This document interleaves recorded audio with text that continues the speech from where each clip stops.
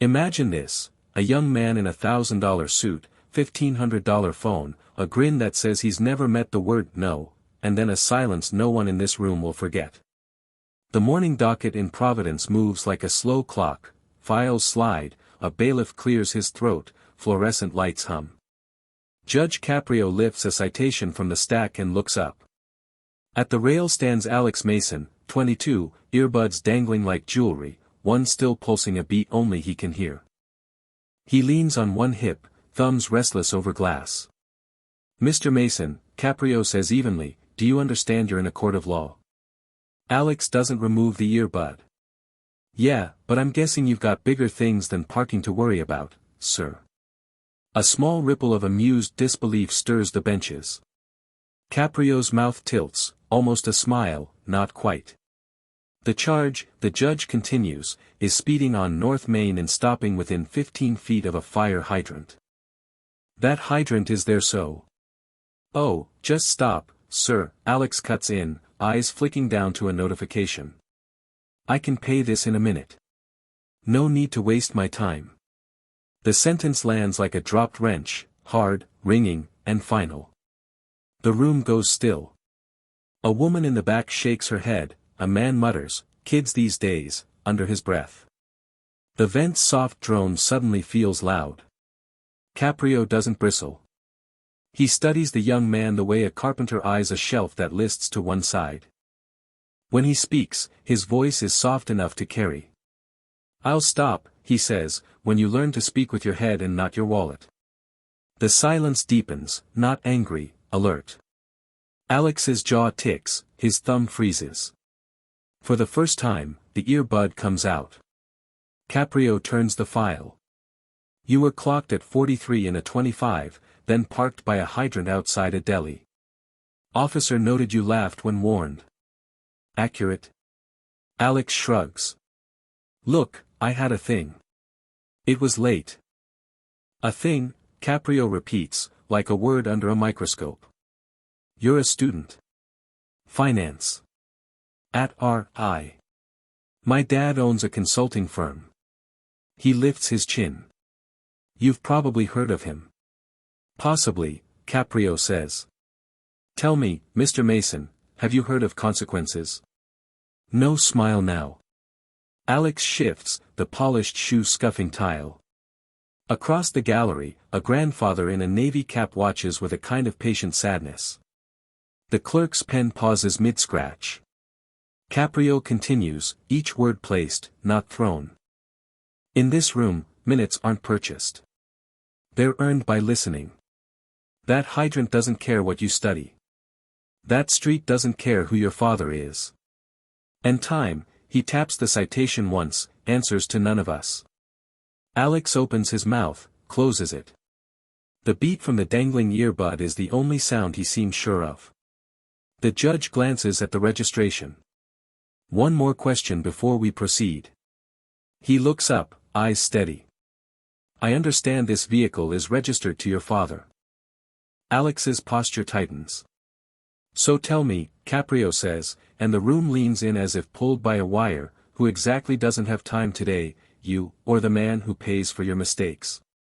The music in Alex's loose earbud stutters, then dies beneath the weight of a room waiting for an answer that doesn't arrive. Not yet. Where are you watching from? Let me know in the comments below and don't forget to subscribe to this channel. Alex never considered the cost of his choices, because in his world, bills never waited long enough to teach him anything. Caprio doesn't raise his voice, he simply changes the kind of questions he asks.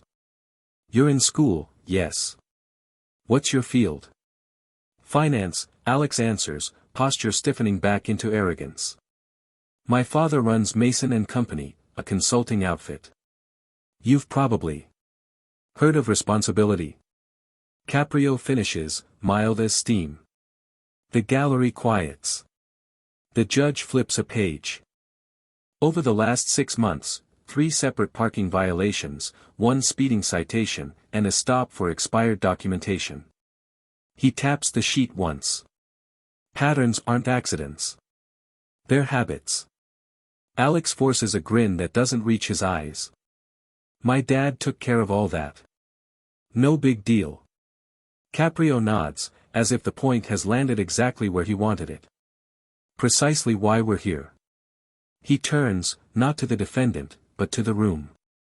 Tell me, has anyone in this chamber ever watched money teach a conscience? The question hangs like dust in sunlight. In 40 years, I haven't. A few heads dip, someone exhales with a soft, rueful laugh. The navy cap in the back tilts forward. Caprio faces Alex again. When did you last hear the word no and believe it applied to you? Alex's jaw tightens. You don't know me. Not yet, Caprio replies. But I'm learning. The judge places the citations in a neat stack, aligning their corners with a care that feels ceremonial. Your record tells a small story, Mr. Mason. You speed, you park where it's convenient, you dismiss anyone who objects, and then your father's funds make the paperwork evaporate. The law becomes a concierge. You become a spectator to your own life. Alex shifts, the bravado thinning. Look, I'm not hurting anyone.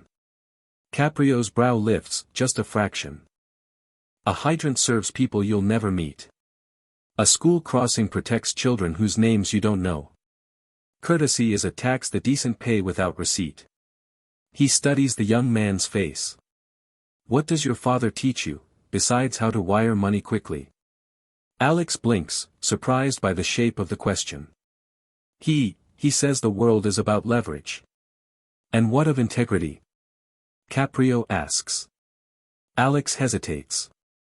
He says integrity is good optics. A few in the gallery shift, a slow ripple of discomfort. Caprio sets the file down. Your father gave you lanes, he forgot the compass.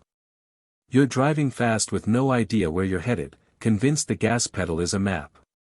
Silence gathers. The judge lets it breathe. Here is what I see, Caprio says at last. A bright young man who mistakes dismissal for maturity. A father who mistakes payment for parenting. And a city full of people who show up, stand in line, and accept the friction that keeps us from colliding. Alex swallows. The earbud in his hand has gone still. Caprio softens, though his words don't. I'm not interested in shaming you. I'm interested in interrupting you, before the world does it with far less kindness. He glances once more at the docket. You think your father bought you a road. What he actually bought was silence around your steering wheel. Alex's stare hardens, but his voice lowers. You have no idea what my life is like. Caprio's reply comes without heat. And you have no idea what life is like for the people who moved their cars so a fire truck could pass last night. The judge folds his hands. We'll proceed. But understand this, I'm not here to empty your wallet. I'm here to fill the space where consequences were supposed to be. A murmur rises, then fades. The old clock ticks on. And for the first time, Alex looks less like a menace and more like what he is, untested, unmoored, and one honest sentence away from a different path. Anyone who acts like nothing can touch them is usually hiding from something that already has. The courtroom hums with a low tension as Caprio takes a short pause, eyes narrowing on the folder the clerk has just placed before him. The sound of paper sliding across wood is loud enough to make Alex glance up from the floor. Caprio opens the file slowly, scanning the pages. Mr. Mason, he says, voice calm, your record shows a new addition, an infraction near a public school. Were you aware of that? Alex exhales sharply. Yeah, I was just dropping off a friend. It's nothing. Caprio continues reading. According to the report, the crossing guard asked you to move. You honked at him and told him, he pauses, adjusting his glasses, you don't have the right to tell me what to do. Is that accurate? Alex's face hardens. I was late. He was blocking traffic. Caprio's tone doesn't rise, but the room seems to grow smaller around it.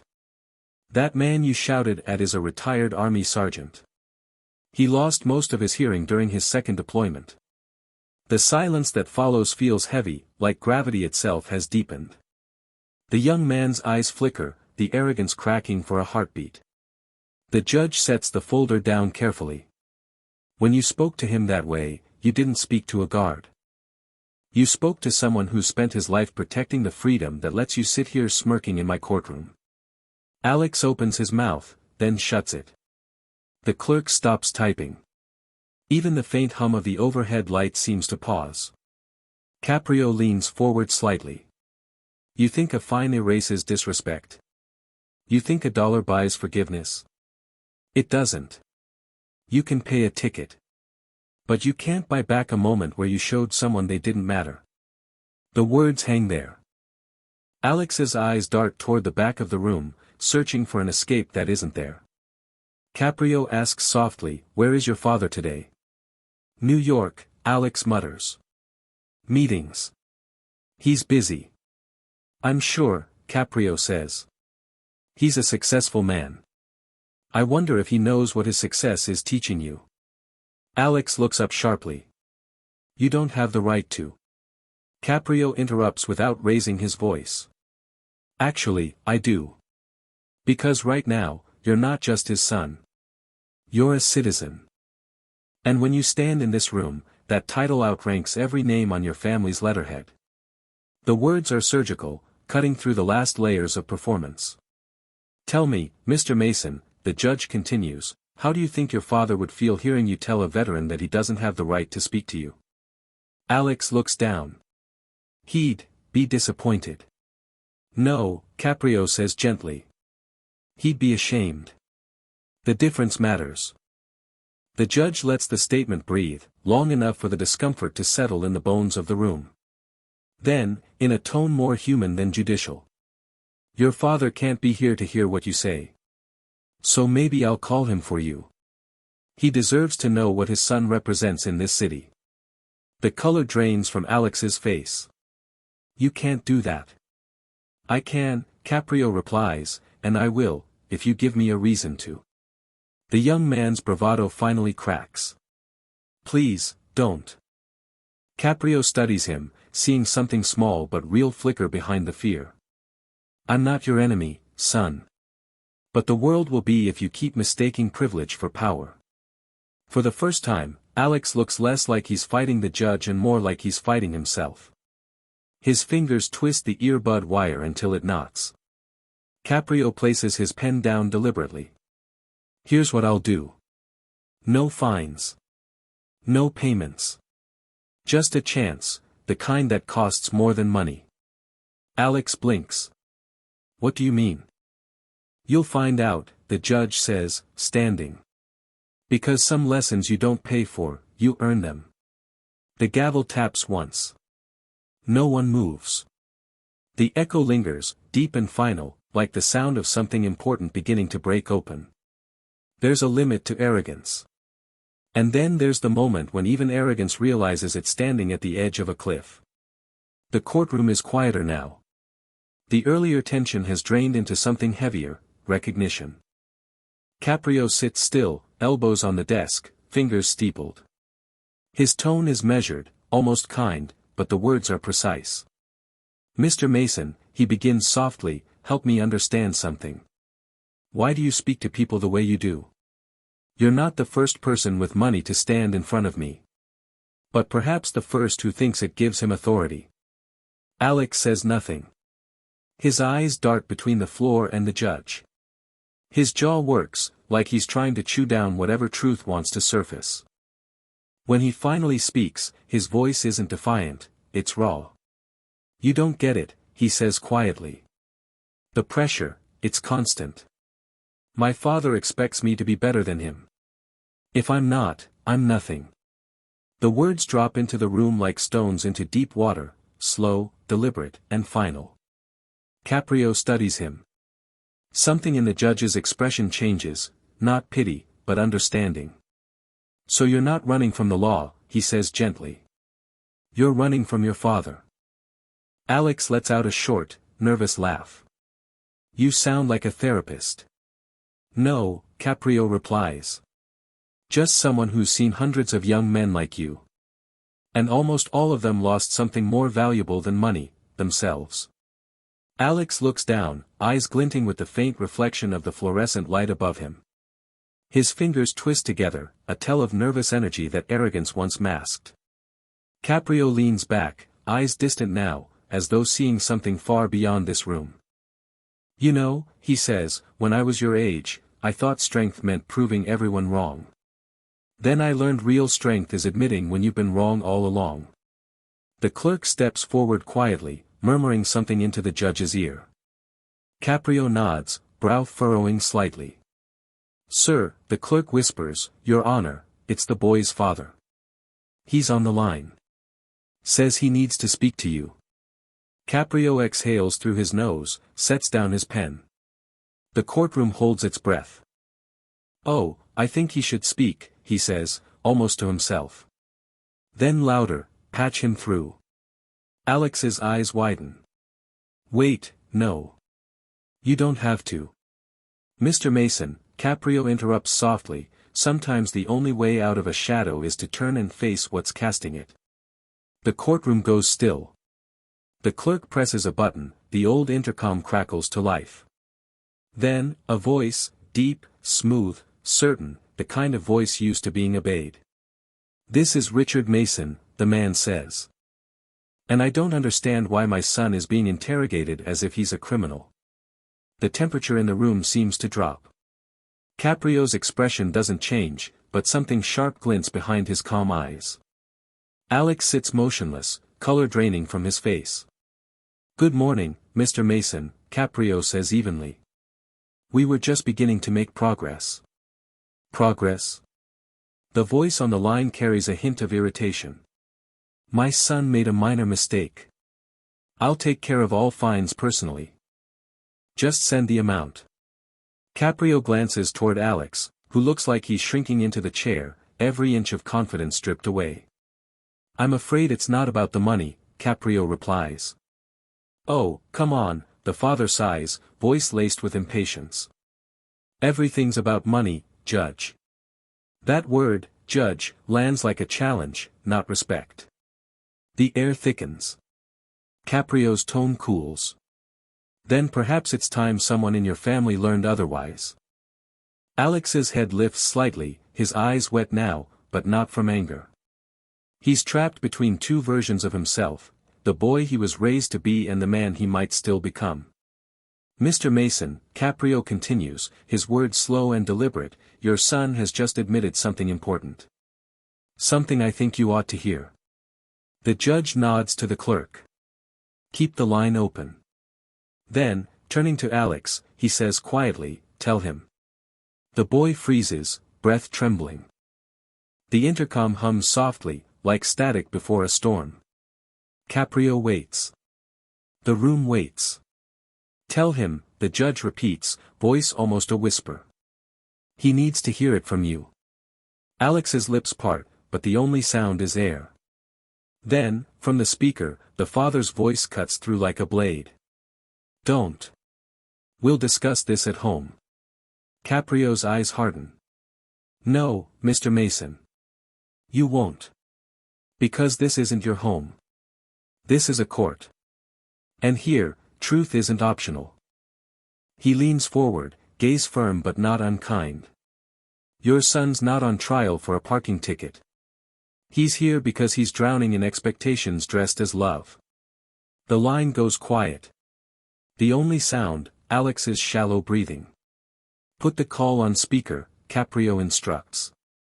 The clerk hesitates, then presses a button. The father's voice fills the room, tight, defensive. And for the first time, everyone can hear the man behind the myth, the one who confuses control with care. Caprio folds his hands. Let's continue, he says calmly. Because I think we're finally getting to the truth. The silence that follows feels alive. The arrogance, gone. What remains is a young man caught between pride and pain, and a father who has no idea which one he created. There are people who never raise their voices, because they've learned that money can do the shouting for them. Caprio's tone doesn't waver. Mr. Mason, thank you for joining us. We're discussing your son's minor violation today. Violation? The father laughs softly. Yes, yes, I've heard. Just tell me what it costs. I'll have it handled within the hour. It isn't about the money, Caprio replies evenly. Oh, come on, Richard Mason says, irritation bleeding through the speaker. It's always about money. The words land like a slap. The room stills. Even the air seems to hold its breath. Alex sinks deeper into his chair, pressing his palms against his forehead. Caprio folds his hands. Your son just told me something remarkable, he says. He said you expect him to be better than you, and if he's not, he's nothing. Would you like to hear him say it again? Alex's head jerks up. Panic flickers across his face. But before he can speak, the father cuts in sharply. Don't you dare. We'll discuss this privately. No, Mr. Mason, Caprio says quietly. You won't. Not this time. Because this, he gestures toward the courtroom, isn't your boardroom. Here, truth has the floor. There's a hum of agreement from the audience, barely audible but heavy with tension. Caprio reaches for the folder in front of him. I've reviewed your son's record, he continues. What I see isn't a string of fines. It's a pattern, a young man begging for attention in the only language he was ever taught, defiance. Richard exhales, frustrated. Judge, please. My son doesn't need a lecture. He needs discipline. Caprio looks directly at Alex. I disagree. He needs a father who listens, not one who manages him. The young man's shoulders shake. For the first time, his voice breaks. He never asks how I'm doing. Just what I'm doing. How much? For who? And how it looks. The silence afterward feels like confession. Caprio turns toward the speakerphone. You hear that, Mr. Mason? Static fills the pause, followed by a long exhale. He's exaggerating. He's always been dramatic. Caprio's voice sharpens, not louder, but colder. No. He's been silent. And silence can sound dramatic when you've ignored it long enough. Alex looks up at the judge. His face is pale, but his eyes are alive for the first time, like someone opening a window in a sealed room. Mr. Mason, Caprio continues, you've built a world where success is currency and affection is collateral. You've raised a son who measures himself in dollars because you taught him love has a price tag. The father's tone stiffens. You're out of line. I'm exactly where I should be, Caprio says softly. Right here, between you and the man you're losing. The words hit like a bell, deep and resonant. Alex's lips tremble. He doesn't know how to talk to me any other way. Then maybe, Caprio says, you'll have to teach him. A long pause. The judge closes the file gently and leans back. I don't judge you for your money, Mr. Mason. I judge you for the silence you raised your son in. No one speaks. The static hum fades. Finally, Alex whispers, I'm sorry, sir. Caprio's gaze softens. You don't owe me an apology, son. You just took your first honest breath. Hold on to it. He nods to the clerk. End the call. The line clicks. The courtroom stays still, the silence thick but different now, no longer suffocating, but sacred. For the first time, the boy looks not defeated, but lighter, like someone who's finally said what needed to be said. There are verdicts that never make it into the record. But those are the ones that stay with us forever. Caprio rises from his seat. The quiet in the courtroom feels sacred, no tension now, only expectation. Alex stands too, his hands clasped in front of him, face pale but steady. The judge looks around the room before speaking. I've made my decision, he says softly. And it's not a legal one, it's a human one. He turns to Alex. You're not guilty of a crime, Mr. Mason. You're guilty of not knowing what responsibility feels like. The young man doesn't move. His chest rises and falls in slow, uneven breaths. Your fine is $0, Caprio continues. But your sentence is 1 day of service at the local veterans center, the same place where the man you disrespected works. A faint murmur ripples through the room. Someone exhales audibly. Caprio's tone stays calm, unwavering. You'll spend a full day there. You'll listen. You'll learn. Because respect isn't something you say, it's something you earn. He pauses. Then adds quietly, and your father will go with you. That sentence lands heavier than a gavel. Alex's head lifts, startled. My father? Yes, Caprio says. The both of you. Side by side. Because he taught you how to succeed, but maybe it's time you both learned what humility looks like. The courtroom murmurs again, but this time it isn't judgment, it's approval. Even the clerk looks moved. Alex swallows hard, his voice trembling. Thank you, sir. For not giving up on me. Caprio's expression softens. I didn't do this for you. I did it for the man you might still become. He steps closer, lowering his voice so only Alex can hear. You told me earlier that your father expects you to be better than him. Maybe this is how you start. The young man nods slowly, his eyes glistening. And one more thing, Caprio adds, his tone half stern, half kind. When you see that veteran tomorrow, I want you to look him in the eye and say the words you couldn't say here. Alex hesitates.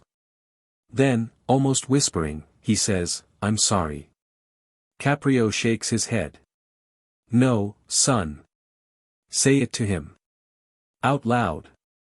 To the person you wronged. That's where change begins. He raises the gavel, then pauses again. Court adjourned. The gavel strikes once, sharp, final, echoing off the wooden walls. But no one moves. The silence that follows feels larger than the room itself. Caprio sets his robe aside and walks slowly toward the exit. As he reaches the door, he stops, turns back, and says quietly, almost to himself. Justice isn't about payment. It's about understanding. Then he leaves. Alex stands alone, the courtroom still humming with what just happened. His phone is in his pocket, untouched. For the first time, he doesn't reach for it. He looks toward the empty judge's seat, then to the doorway where Caprio disappeared. In the faint light from the window, his reflection in a polished bench stares back at him, not the careless boy who walked in, but someone quieter, clearer. Under his breath, almost inaudible, he says. Maybe this is the first time I've actually listened. And the sound that follows is not applause or chatter, just the simple, weightless quiet of someone finally hearing himself.